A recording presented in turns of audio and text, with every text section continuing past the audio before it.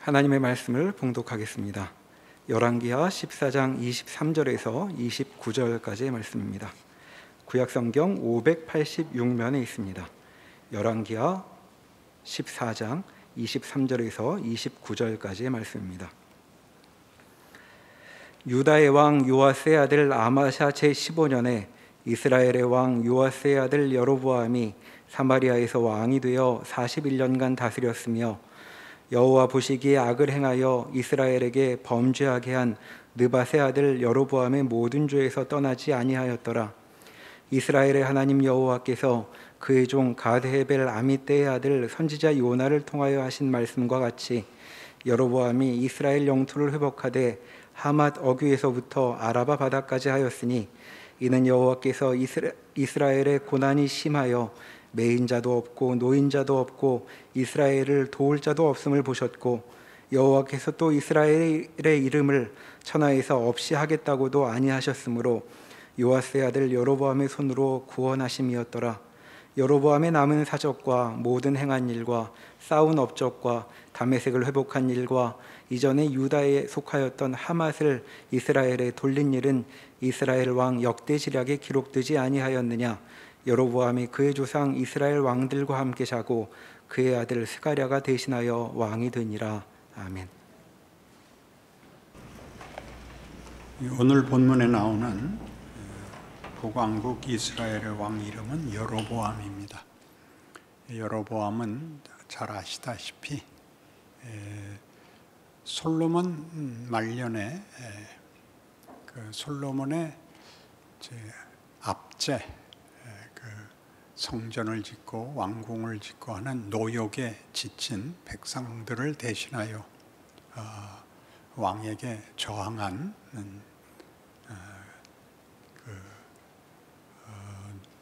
아마 그 노동관계의 책임자였을 것으로 여겨지는 그 이름, 유명한 여로보암입니다. 솔로몬의 폭력을 피해서 애굽으로 도망갔다가 하나님께서 그를 북왕국 이스라엘의 왕으로 삼으시고 12지파인 이스라엘의 10지파를 그에게 줍니다.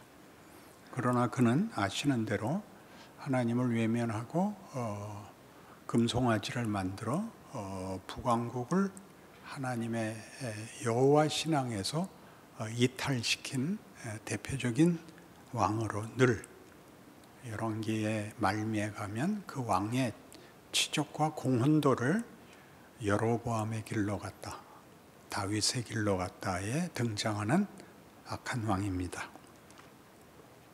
그 이름을 다시 이어받는 것으로 봐서 무슨 가문의 혈연의 관계가 있는지 이 여부는 알 길이 없지만 이 이름으로 자기 이름을 삼은 것으로만 봐도 정치에는 관심이 있었을지 몰라도 하나님을 섬기는 일에는 별로 집중하지 않았던 사람으로 이해됩니다.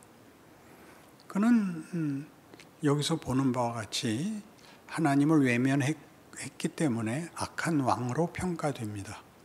그러나 그의 시대는 북왕국의 대단한 부흥과 성공을 이끈 지도자였습니다. 우리는 이미 지난번에 그 앞에 요아스와 아마샤라는 왕이 하나님께 정직했으나 비참한 최후를 당한 사실을 살펴보았습니다. 당시에 본 바와 같이 여호와 앞에 정직했으나 왜 그들의 생애가 이제 신복들에 의한 반역으로 말미암아 시해 당했으니까 비참한 생애라고 얘기할 수밖에 없죠.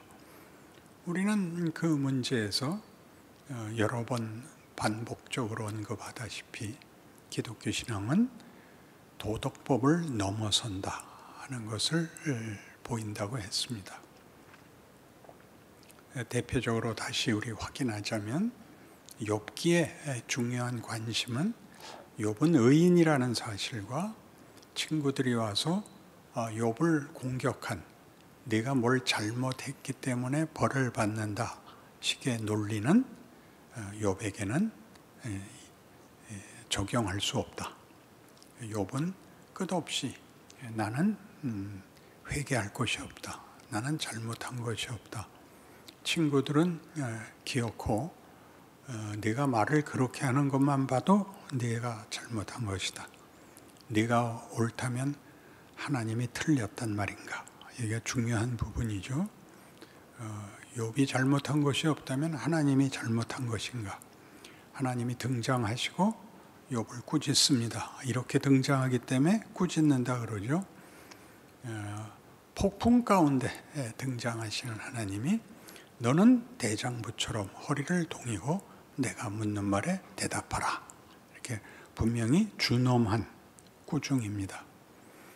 그 꾸중은 무엇을 지적하고 있느냐 하면 욥기 13장에 등장하는 욥의 마지막 그 탄원은 이것이었습니다. 하나님 계급장 떼고 맞짱 뜹시다.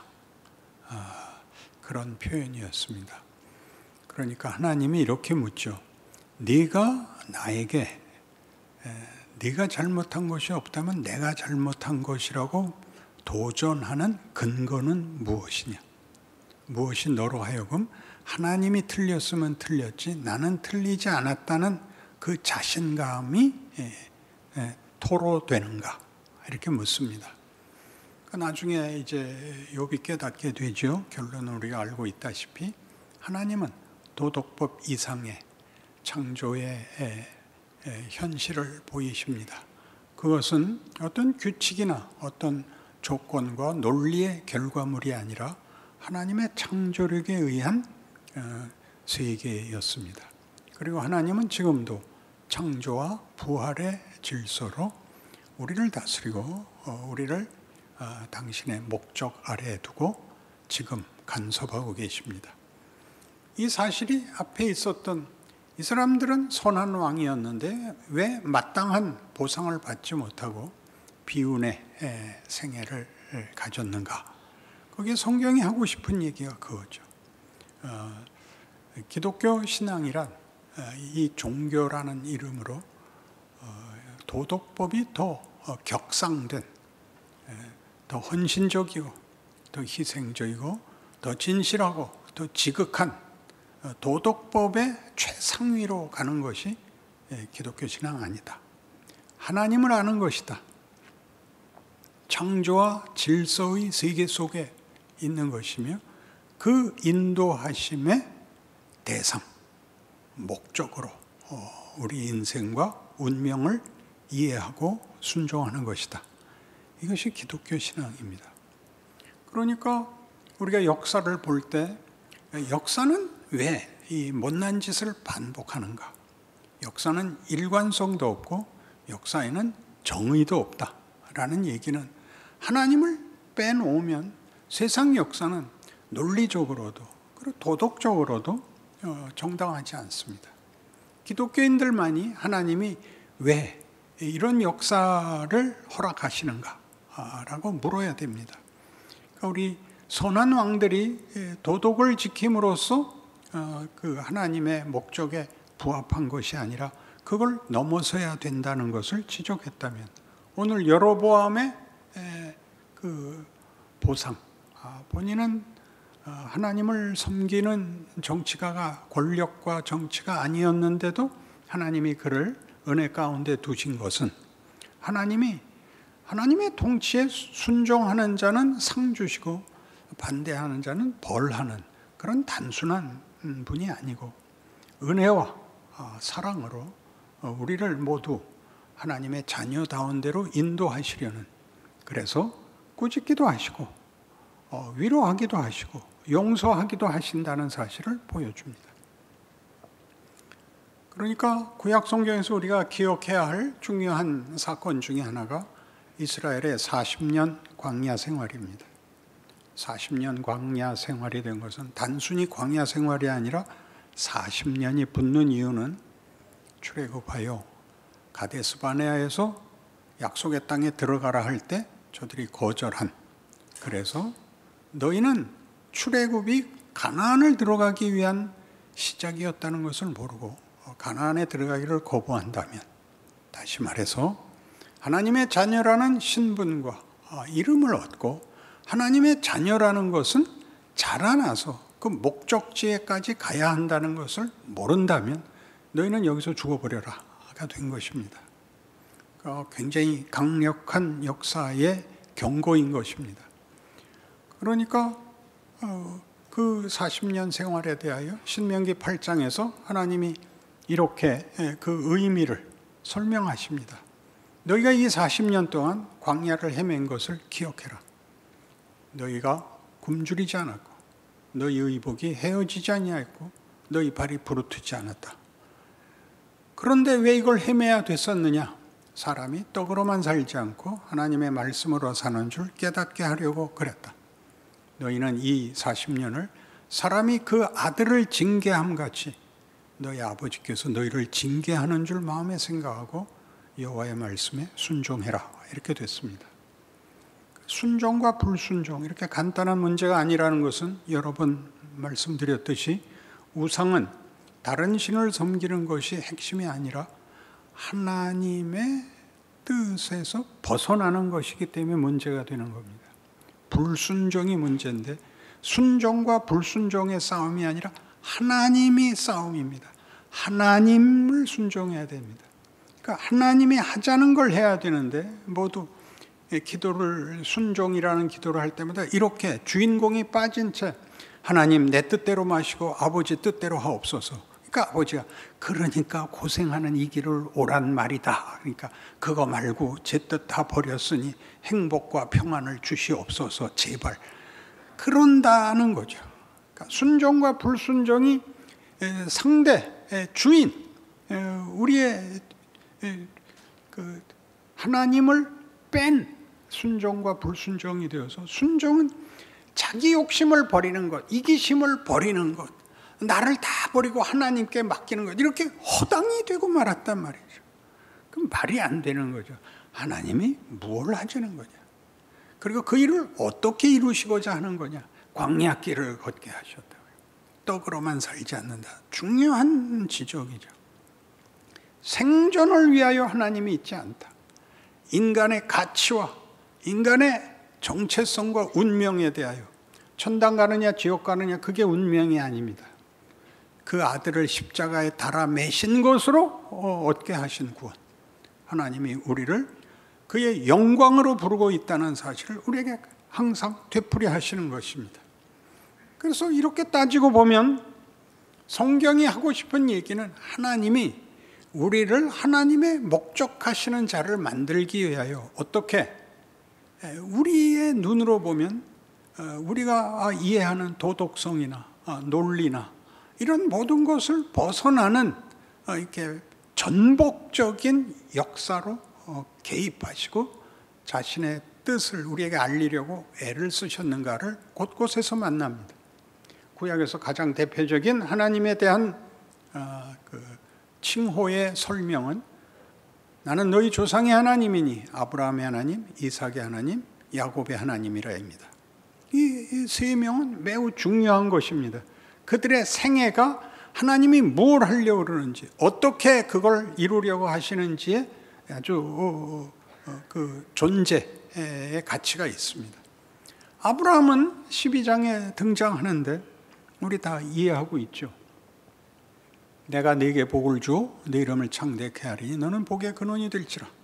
너를 축복하는 자에게는 내가 복을 내리고 너를 저주하는 자에게는 내가 저주하리니 땅의 모든 족속이 너를 인하여 복을 얻을 것이니라입니다. 우리는 다 아브라함을 부러워하고 아브라함을 칭송하고 아브라함은 믿음의 사람이었다라고 자랑합니다. 그러나 이 대목은 그렇게 간단한 대목이 아닙니다. 창세기 1장에서 11장까지는 창조와 타락 이야기고 창조 얘기는 간단하고 한 장에 불과하고 인간을 만들었는데 타락합니다. 그래서 3장까지로 역사가 결단이 납니다. 죽어야 되게 됐죠. 이걸 먹으면 죽는다. 그래서 아담과 하와는 추방당합니다. 그래야 그들의 생애는 살아있지만 죽은 존재라서 아시다시피 하나님의 죄악이 세상에 관영함을 보고 사람 만든 것을 후회하십니다. 그래서 노아 홍수가 와서 모든 걸 심판해버리고 노아 가족 8명만 살렸습니다. 그리고 이 하나님을 믿고 하나님을 의지하는 이 말하자면 신앙적인 이 가족을 통하여 새로운 인류를 시작했는데 그 인류도 앞에와 다를 바 없게 됩니다. 그래서 그들이 한 짓이란 이제 바벨탑을 쌓은 것이죠. 하나님의 심판을 면하자, 하나님과 대등하자라고 선악과를 따먹을 때도 하나님과 방불하게 되기를 소원해서 바벨탑도 하나님과 대항하기 위해서 쌓게 되고, 하나님이 내려와 보시고 그들을 심판하지 않겠다고 약속한 대로 그들을 흩어버리기만 합니다. 그러니까 이런 비극적이고 절망적인 얘기 다음을 아무런 설명도 아무런 과정도 없이 느닷없이 모든 족속이 너를 인하여 복을 얻을 것이니라입니다. 사망을 피해갈 수 없는 세상, 역사, 운명, 현실 속에 느닷없이 하나님이 내가 너로 복을 삼겠다. 너로 인하여 모든 족속이 복을 얻을 것이다.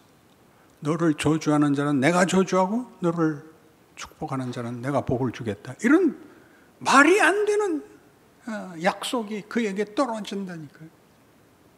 그가 아들을 낳습니다. 그 아들은 이삭입니다. 아시는 대로 이삭은 낳을 수 없을 때 낳았고 또 잡으라 그래서 죽여야 됐던 아들입니다.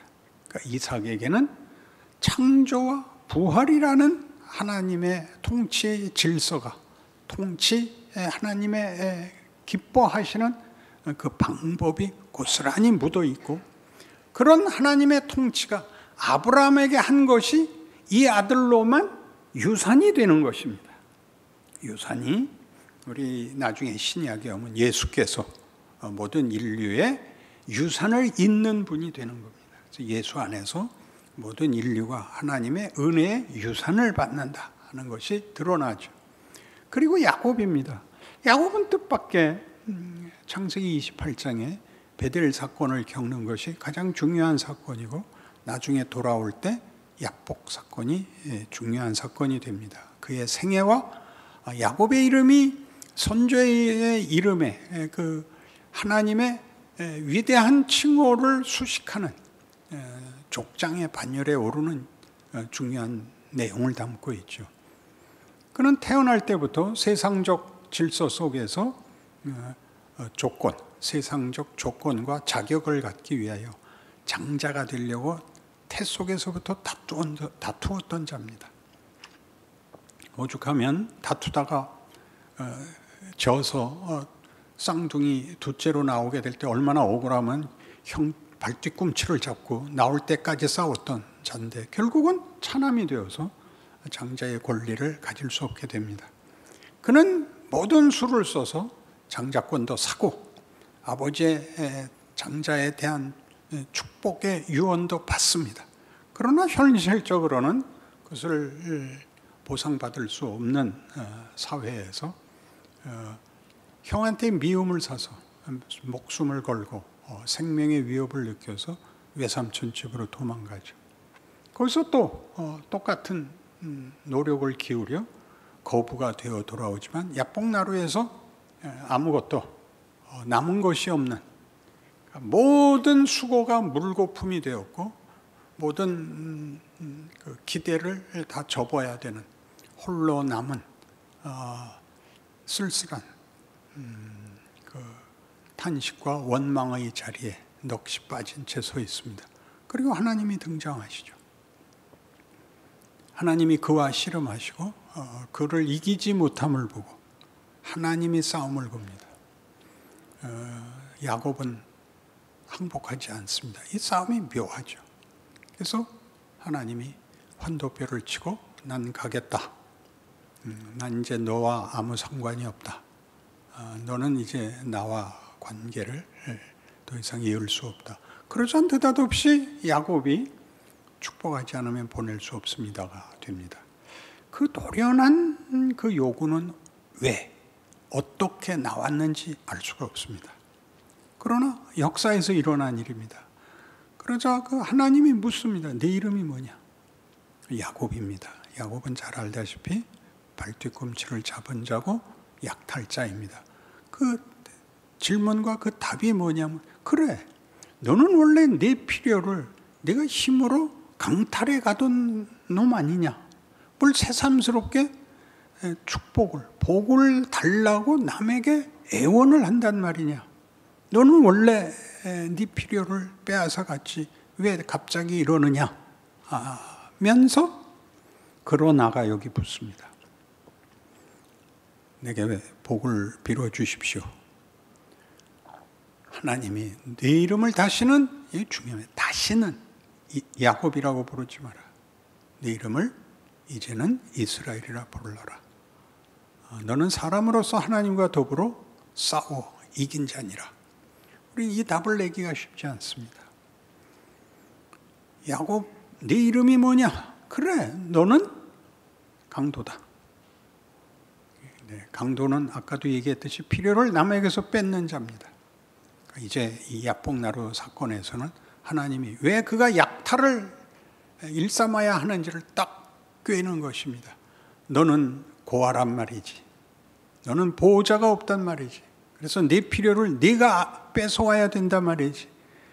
내가 네 부모다. 내가 네 애비다. 너 다시는 너를 고아라 하지 마라.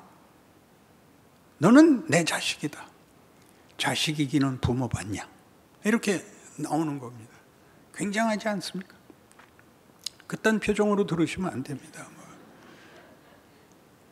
왜 이게 굉장하냐면 이 모든 결과를 내기 위해서 20년 전에 창세기 28장 베델 사건에서 이미 그때 야곱은 도망치는 자였고 그는 아무한테도 도움을 요청할 수 없고 누구한테도 떳떳하지 못한 존재로서 도망가는 자였습니다.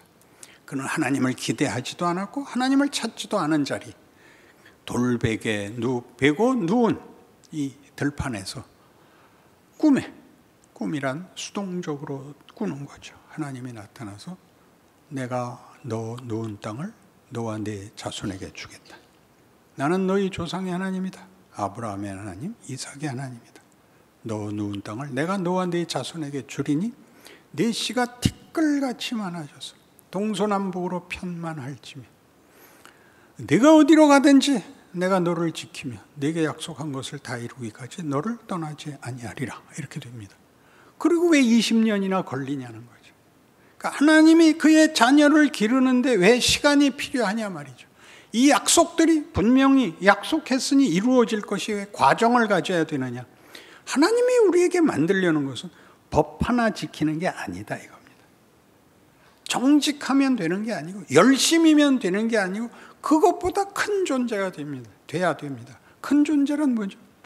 여러분이 욕심이 없고 남의 것을 빼앗지 않고가 아니라 한 인간의 최고의 절정은 그의 인간성의 성숙으로 가야 된다. 성경은 계속 이 얘기를 합니다. 못 알아먹습니다. 전부 도덕법에 매이거나 종교적 열심이라는 것으로 자기를 안심시키려고 듭니다. 이런 식의 도덕성이나 종교성에 불과한 자기 확인은 이런 증거로 판별이 됩니다. 남을 비난하게 됩니다. 왜냐하면 도덕성을 갖추고 종교성을 갖췄어도 보상이 없기 때문에 비난을 해야 나는 그거를 잘못하지 않았어지. 이렇게 앉아있으면 성가대원들한테는 표적입니다. 성가대원 속에 앉아있으면 표정도 좀 바로 하고 머리도 좀 제대로 빗고 올 것이지 왜 그따위로 하고 왔어. 이런 모든 것이 그것 외에는 할 말이 없습니다. 성가대원들 오늘은 잘하고 왔다는 얘기입니다. 그러니까 여러분이 누굴 보고 저건 왜 저래는 당연히 나오는 판정일 수 있지만 그것이 여러분에게 유일한 자기 확인에서 난 아니야를 증명하는 것이어서는 안 됩니다. 여러분이 있는 곳엔 은혜가 있어야 됩니다. 반가움이 있어야 되고 기쁨이 있어야 됩니다. 하루아침에 되지 않습니다. 우리가 애들 못나게 놀면 잘하고 못하고를 흉을 보거나 판정을 내리는 게 아니라 철이 없어서 그래 라고 혀를 차죠. 철은 언제 듭니까? 나이가 들어야 됩니다. 그건 어떻게 학교 공부하듯이 어떻게 주입이 되지를 않습니다. 그는 유년기를 지나고 소년기를 지나고 사춘기를 지나고 청년기, 장년기를 다 지나서 이런저런 사건들을, 이런저런 경우들을 나이별로 그때 수준으로 배워서 하나씩 나갑니다. 그게 남는 게 뭐만 있겠습니까? 후회만 있습니다. 잘한 건 별로 없습니다. 잘한 게 기억나는 사람은 그건 거짓말입니다. 잘했을 리가 없습니다. 왜 잘한 게 없느냐 하면 그때 잘한 게 아니기 때문입니다. 커보면 그것보다 더 잘해야 됩니다. 정직한 게 다가 아닙니다. 선생님 제 아까 졸았대요는 잘한 게 아닙니다. 난 안 졸았다는 얘기죠. 그걸 지적할 필요가 없습니다. 이렇게 가려줘야죠. 선생님한테 안 들키게. 유머를 하면 유머를 알아듣나? 그러니까 인간이라는 것은, 인간의 성숙도는 우리 성경이 밤낮 얘기하는 것과 일치하지 않나요? 용서하는 것, 기다려주는 것, 위로하는 것, 편이 되는 것. 예수께서 우리 편이 되어, 죄인된 우리 편이 되어 우리가 죽을 자리를 대신 가는 것, 이런 것들이 성경이 하는 얘기입니다. 이런 대로 하나님이 우리를 키우기 위해서 그런 경우를 만나게 하죠. 원망과 정답만 부르짖고 우기고 싸우고 이런 경우를 겪어야 클 것 아닙니까? 그 경우를 만나지 않았는데 무슨 수로 클 겁니까? 어떻게 그걸 교과서 갖고 배우겠습니까? 성경이 우리에게 요구하는 것입니다.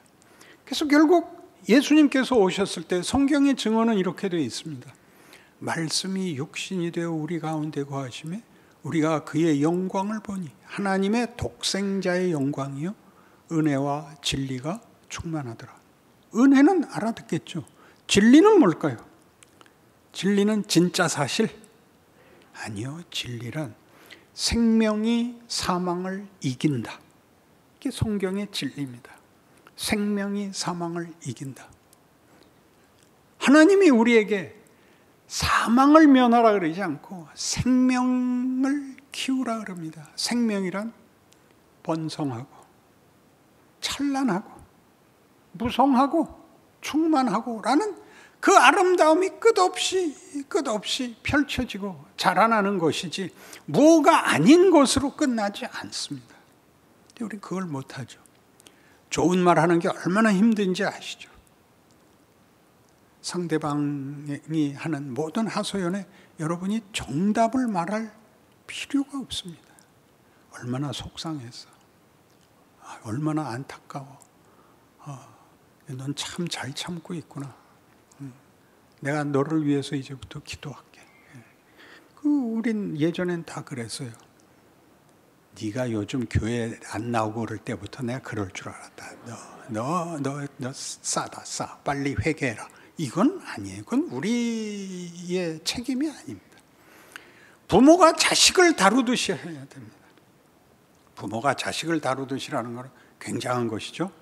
꾸중을 할 수 있습니다. 그러나 그 모두는 유익을 위해서, 자식의 유익을 위해서, 그리고 그래야만 되는 이 답, 그 외에 타협을 할 수가 없습니다. 안 그렇습니까? 자식들이 제일 못난 말을 하는 게 뭐냐면 왜 낳았어요? 그렇죠? 또 하나 하는 거 있어요. 그러니까 결국 돈 많이 벌어오라는 얘기 아니에요? 지금부터 나가서 버는 게 낫잖아요. 이따위로 얘기하면 여러분이 철들었네 그러시겠어요? 그건 돈 벌어오는 거하고는 얘기가 다른 겁니다. 그건 다른 겁니다. 기독교란 다른 것입니다. 역사가 왜 이 모양이야? 배우라는 거야. 배우라는 거야. 거기서 네가 크는 거야. 네 공책이 다 찢어지고 네 교과서가 다 달아야 되는 거야. 그렇잖아요. 그 어느 학교는 명문이다 그러면 그 학교가 해마다 이렇게 층이 하나씩 올라가는 걸 말하는 리는 없죠. 거기서 공부하고 나온 졸업생들이 다 훌륭해지는 데를 명문이라 그러는 것입니다. 교회란 뭡니까? 신앙이란 뭡니까? 이 예수 믿는 것을 여기 가서 연습하는 데가 교회입니다. 그러니까 도덕이나 논리 같은 것들은 탄탄한 무대입니다. 우리는 다 신앙 고백의 공통점을 가지고 모입니다. 그러나 우리는 커 있지는 않습니다. 큰 일을 여기서 세상에 나가면 도전과 갈등과 한계를 느끼고, 교회에 오면 연습을 해볼 수 있는 겁니다. 그래서 공연을 해야죠. 여러분이 교회 안에서 공연을 하십시오. 그러니까 뭘 적극적으로 봉사를 맡으십시오. 공연을 하세요. 공연을. 그러니까 무슨 무대를 보러 갔다 그러면 누가 무대를 보러 갔겠습니까? 무대 위에서는 공연을 보러 갔죠. 그럼 뭐라고 얘기를 합니까? 나는 조용필 무대를 봤어. 그런 거 아닌가요? 그리고 아주 잘하면 그 연예계에서는 이렇게 말을 하더라고요. 공연이 아주 놀라웠을 때는 무대를 찢었어. 무대를 찢었다는 것은 우리의 상상과 만족도를 넘어섰을 때 하는 말 아닌가요? 근데 우리는 도덕법이나 논리가 너무 단단해서 이게 찢어지면 안 되는 거죠. 공연이 이 무대를 찢어야죠. 넘어가야죠. 여기서 부활하고 솟구쳐 나가고 하늘 높이 올라가는 이 일을 위하여 하나님이 역사와 현실과 인생으로 매일 도전하십니다. 찾아오십니다. 근데 우리는 대강 살죠. 그래도 큽니다. 새해가 되면 떡국 한 그릇 먹고 나이 하나 먹듯이 나이를 먹는데, 여러분이 환갑을 지내시면 문득 과거가 다시 기억이 되고 회한이 있고 후회가 있고, 그래서 젊었을 땐 하지 못했던 온유함과 따뜻함과 기다림을 가지게 됩니다. 원하는 것은 그것보다 더 할 수 있다는 것입니다. 여러분, 생애와 나이 먹는 것이 이 하나님이 우리에게 목적하신 대로 우리를 만들어간 목적지에 접근하는 것이라는 걸 기억하셔서 나이 먹는 것을 겁내지 마시고, 우리의 후회와 절망 같은 것들이 우리를 살리는 일이 되어야지, 그것으로 신앙의 논리나 기대 같은 것들을 접어버리는 시험에 빠지지 않는 용감하고 지혜롭고 승리하는 기적의 생애를 살아내는 여러분 모두가 되기를 바랍니다. 아멘. 기도하십시다. 하나님 아버지, 우리 인생을 허락하사 우리로 고민하며 걱정하며 울며 주 앞에도 반발하는 그런 생애를 살게 하십니다. 우리 보고 크라고 하는 것이고, 우리의 한계와 또 우리의 현실을 직시하게 하십니다. 하나님이 우리에게 구체적으로 간섭하시는 것을 깨우치십니다. 그러니 순종하게 하옵소서, 실력 있게 하옵소서, 우리의 과거가 결단코 우리에게 절망이 되지 말게 하옵소서, 손해가 되지 말게 하옵소서, 더 앞으로 나가는 지혜와 권능에서 하나님의 능력을 덧입는 우리 모두의 인생이 되게 하여 주시옵소서. 예수님 이름으로 기도합니다. 아멘.